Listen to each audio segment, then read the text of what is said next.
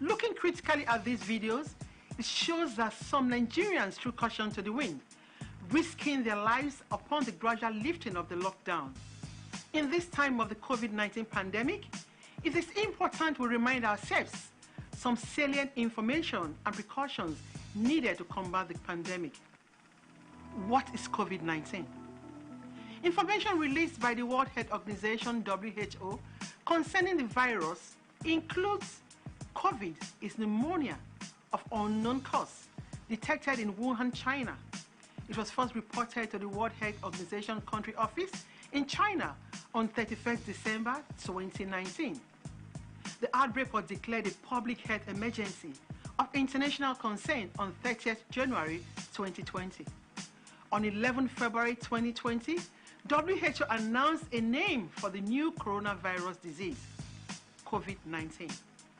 How does it spread? COVID-19 is spread through respiratory droplets when an infected person coughs, sneezes, or speaks.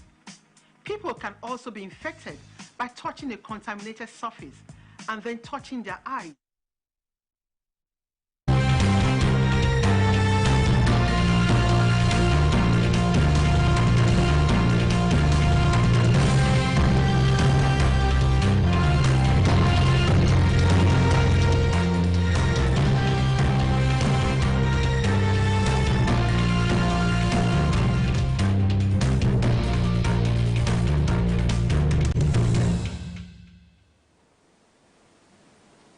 Top on the news. Nigeria's First Lady extols virtues of late Senator Ajimobi as she condoles family.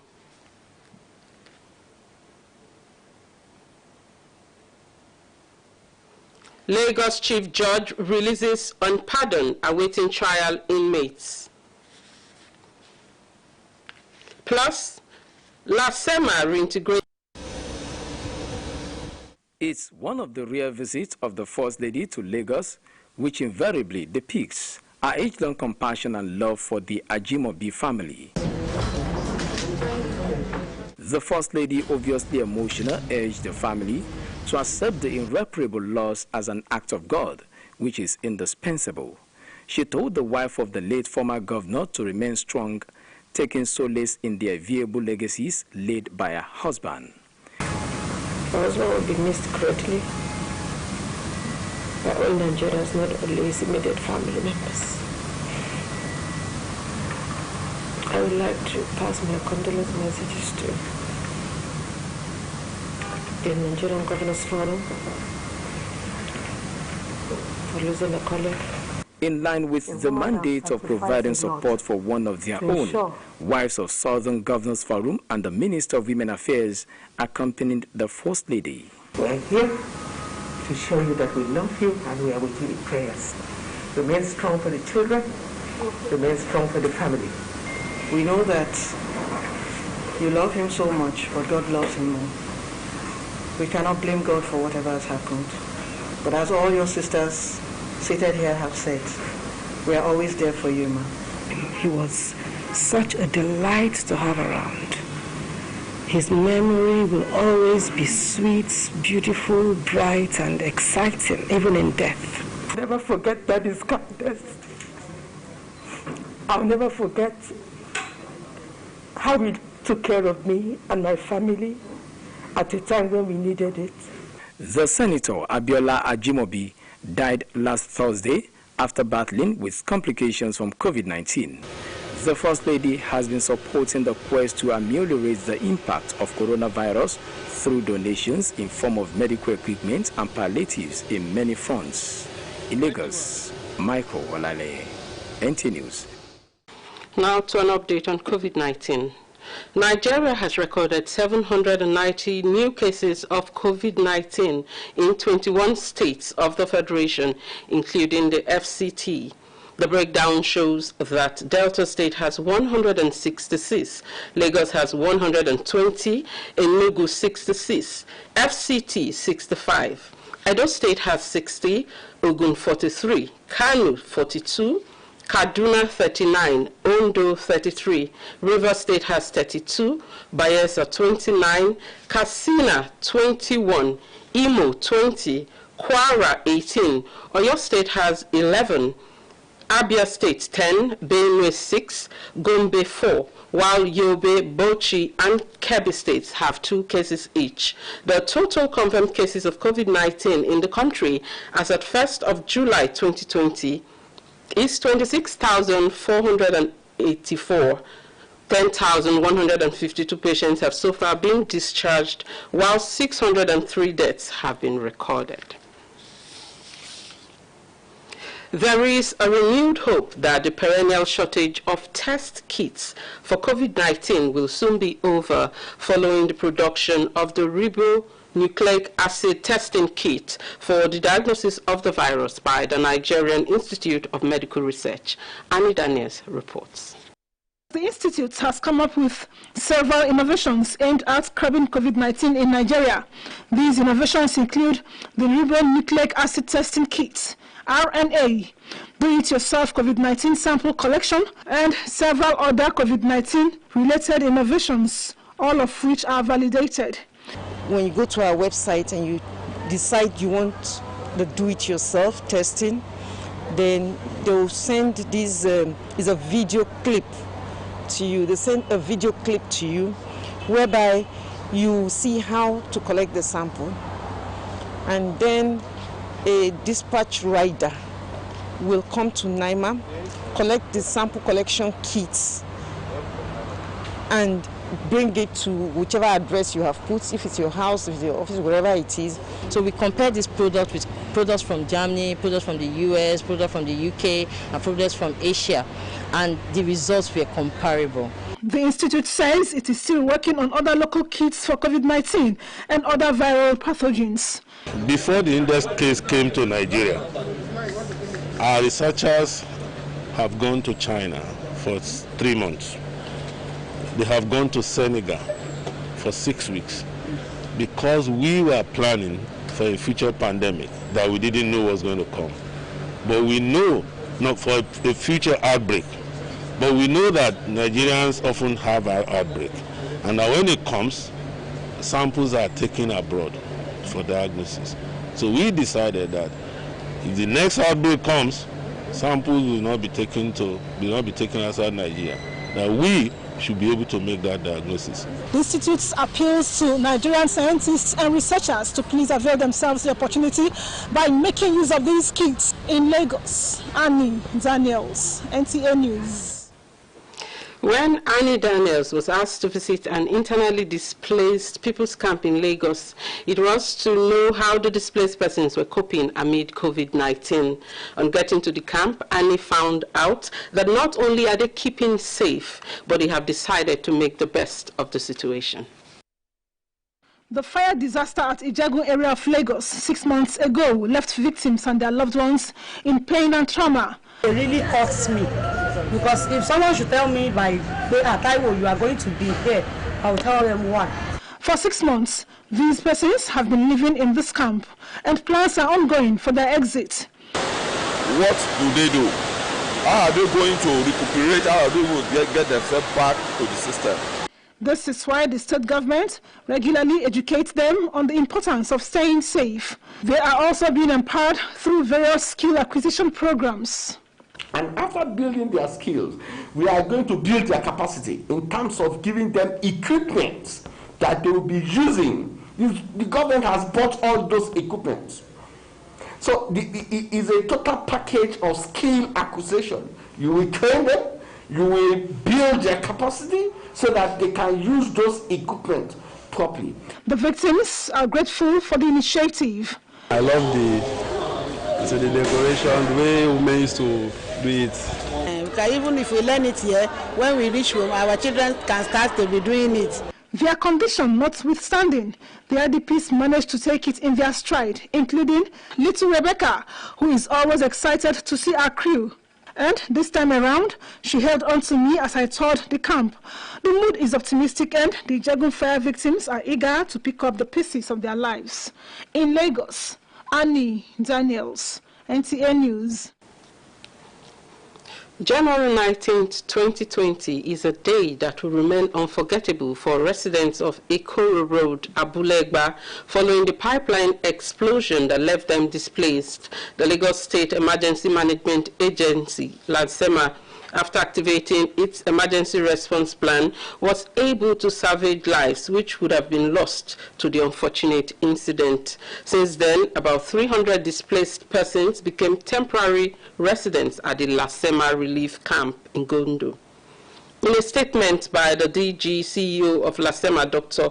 Olufemi Oke Osointolu, the agency has continued to provide relief materials and financial assistance to victims of various disasters in the state, including the disbursement of financial assistance to the victims that are resident at the LASEMA relief camp. This assistance is a follow-up to the Skills Acquisition and Vocational Training Program, which is carried out in conjunction with the Ministry of Women Affairs and Poverty Alleviation of Lagos State Government last month. IDPs in the LASEMA relief camp were assessed and divided into different programs, having developed marketable skills, and are now being provided with funds towards seed funding and resettlement in more suitable areas. You're watching NTA2 News at this hour. More reports after the break. Do stay tuned. Coronavirus is dangerous. It can kill. When you see this sign, high fever, cough, shortness of breath, drowsiness, pneumonia, don't panic, don't hide, don't embark in self-medication. Promptly visit the nearest medical facility. Report all cases to the nearest hospital. Prevention is key. Avoid contact with infected persons. Avoid crowded areas as much as possible. Wash your hands regularly. Use hand sanitizers. Your life is precious. Stay alive. Live long. Live right. This message is sponsored by the Federal Ministry of Information and Culture and the Nigerian Film Corporation. Nigerian Film Corporation, powering possible.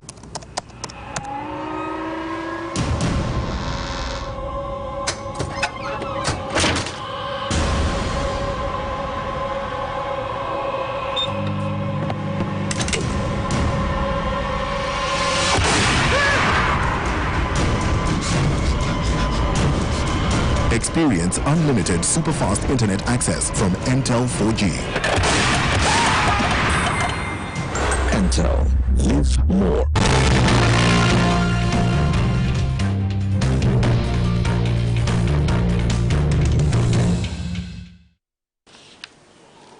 Thanks for staying tuned. The Chief Judge of Lagos State, Justice Kazim Alogba, has granted freedom to over 55 inmates awaiting trial at the various correctional centers in the state. The ongoing exercise is in line with government's decision to decongest the centers and curtail the spread of COVID-19. Tunde Saiki reports.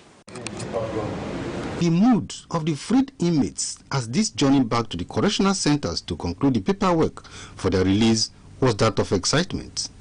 The Lagos State Chief Judge, Justice Kazim Alogba, who granted the inmates pardon in an open court session, advised them not to revert to a life of crime, adding that with the creation of a database comprising details and fingerprints of criminals stored by the Lagos State government, makes it easier to track any pardoned inmate that picks up old criminal habits. If we don't have these people who will receive them and rehabilitate them, then we are just, all this exercise will just be showmanship. So, and we have all taken the lesson and we're going to take it home and then work on it. Some, I said they should be taken for rehabilitation. It's something we desire quarterly or as much as they can do it. It has brought a level of peace, and we can use it to secure good behavior from the inmates. The released inmates were detained between 2017 and 2018 for offenses ranging from stealing, burglary, fraud to membership of prohibited groups. In Lagos, Tunde Saiki, NTA News. Meanwhile, the Lagos State Police Command has issued serious warning to criminal elements that its men will not relent in bringing them to justice. The State Police Commissioner Hakim Odumosu, while parading some suspects, said the strikes recorded were part of efforts to further ensure safety of lives and properties as the nation moves into another phase of partial lockdown. Dotun Oguyemi reports. Like everything else that has begun to pick up weeks after the partial ease of lockdown, the mega city of Lagos is gradually returning to its usual hustle and bustle. But crime, they say, never sleeps, and so are law enforcement agents who have proven their efficiency to tackle emerging crimes. Statistics by the Lagos State Police Command show that within the last 1 month, 41 armed robbery suspects were arrested, 28 robbery attempts were foiled, and 195 suspects arrested for cultism, 1 kidnapped victim rescued, among others. So in order to reduce that issue of robbery in traffic, so our men are deployed, so motorbikes are deployed, so that if, because of the nature, which is the rain, because of the condition of the road too now, so we have to be on the road, so now the men have to make sure that they are not attacked. I don't know anything about this. Initially, Benson Joshua is a driver. He's not only protesting his arrest, but says he was unaware that the content he was contracted to transport was Indian hemp.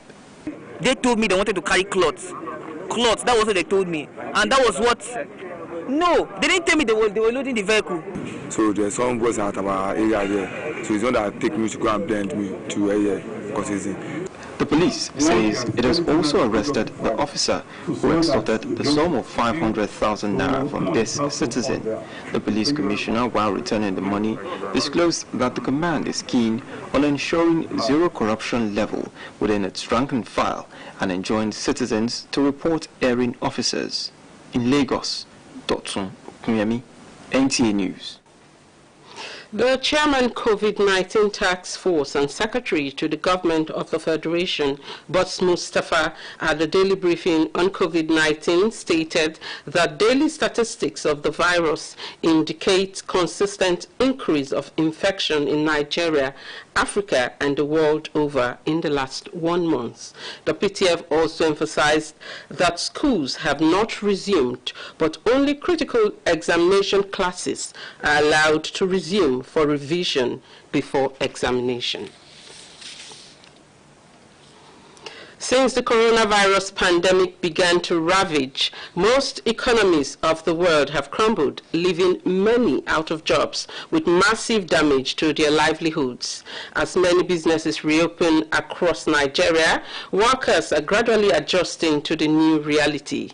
Ruth Ariyo Samuel in this report takes a look at the efforts of government at revamping the economy through job creation and getting Nigerians out of poverty.